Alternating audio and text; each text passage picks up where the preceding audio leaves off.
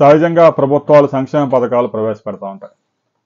కానీ ప్రభుత్వం పెద్దగా కోట్లాది రూపాయలు ఇన్వెస్ట్ చేయకపోయినా ఒక చిన్న పథకం వందలాది కుటుంబాల్లో వెలుగు నింపే పథకం ఒకటి ఆంధ్రప్రదేశ్ ప్రభుత్వం చొరవ తీసుకొని ప్రవేశపెట్టింది. ఒక రకంగా ఇది పథకం అనడం కన్నా కూడా సహాయం అని చెప్పచ్చు. ఎవరైతే ఈవీలు తయారు చేయడంలో భారతదేశంలోనే నెంబర్ 1 ప్లేస్లో ఉన్న ఓలా కంపెనీతో టైప్ చేసుకొని 1000 ఈవీ స్కూటర్లు మహిళలకి ఓలా కంపెనీ ద్వారా ఇప్పించారు. అవి ఇంట్లోనే ఛార్జింగ్ పెట్టుకోవచ్చు.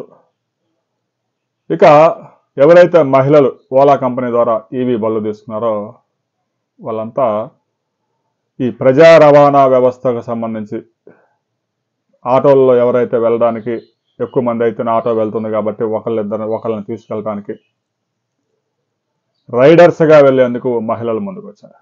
రాష్ట్ర వ్యాప్తంగా విశాఖపట్నం, విజయవాడ, తిరుపతి, గుంటూరు ఈ నగరాల్లో మహిళలకి 1000 స్కూటర్లు ఓలా స్కూటర్లు పంపిణీ చేశారు.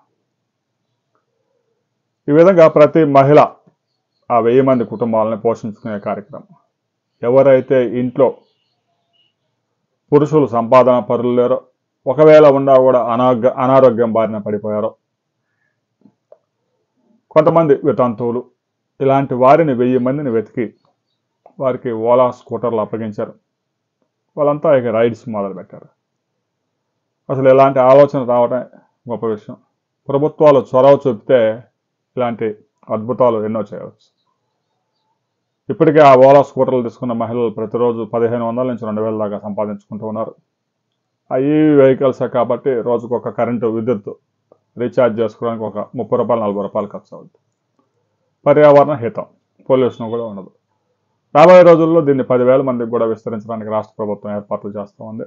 ఆన్ డిమాండ్ ఇప్పుడు ఇచ్చిన వారు ఫీడ్బ్యాక్ తీసుకొని వారి పరిస్థితిని, వాళ్ళకి వచ్చే ఇబ్బందులు ఏంటి, రెవెన్యూ ఎంత ఉంది, అవన్నీ క్యాలిక్యులేట్ చేసి ఇంకా డిమాండ్ ఉంటే ఎక్కువ మందికి కూడా ఇవ్వడానికి రాష్ట్ర ప్రభుత్వం ఏర్పాట్లు చేస్తూ ఉంది. మహిళలకి ఓలా ఈవీలు ఇవ్వడంపై మీ యొక్క అభిప్రాయాలు కామెంట్ చేయండి.